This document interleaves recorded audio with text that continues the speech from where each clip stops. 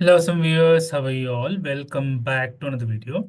Guys, in this video, we are going to discuss how we can open this epub file in Windows machine. For that, guys, if you double click it, it will ask you, how do you want to open this file? Because it is not finding any proper tool to open epub file.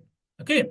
For that, guys, what you do, right click here, rename, and you rename this one as zip file. If you change the file extension, the file might become unstable. Are you sure you want to change it? Just click on yes. So it will become a zip file.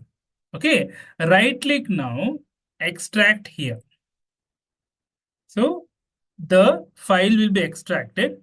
The second document glue inside. So as soon as you open this OEBPS file, you will get all these examples, test 1, test 2, test 3, test 4, and test 5. You just open one of the things, it will open it to Google Chrome. Hope you like the video, guys. If you like the video, please click on like. If you're a new viewer, please click on subscribe. Till then, guys, take care. Have a great day. Bye-bye.